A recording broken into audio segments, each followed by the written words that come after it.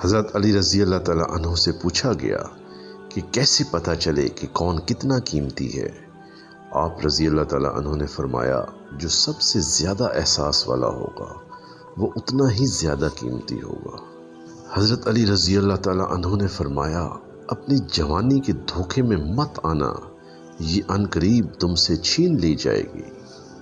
حضرت علی رضی اللہ تعالیٰ عنہ نے فرمایا، اپنے دن کا آغاز صدقے دینے سے شروع کیا کرو، اس دن تمہاری کوئی دعا رد نہیں کی جائے گی، اور اچھی بات بتانا بھی صدقہ ہے۔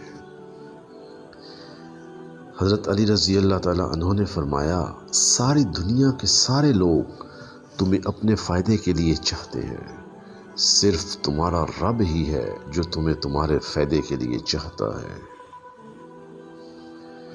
حضرت علی رضی اللہ تعالیٰ عنہ نے فرمایا، جو تمہارے سامنے تمہارے عیب چھپاتا ہے اور غائبانہ ظاہر کرتا ہے وہ دشمن ہے، جو تمہارے سامنے تمہارے عیب بتاتا ہے لیکن غائبانہ چھپاتا ہے وہ دوست ہے۔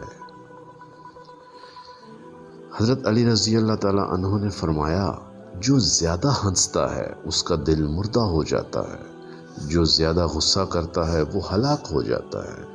حضرت علی رضی اللہ تعالیٰ عنہ نے فرمایا، بہت سی دوائیں بیماریاں پیدا کرتی ہیں اور بہت سی بیماریاں خود دوا بن جاتی ہیں۔ حضرت علی رضی اللہ تعالیٰ عنہ نے فرمایا، انسانیت بہت بڑا خزانہ ہے، اسے لباس میں نہیں انسان میں تلاش کرو۔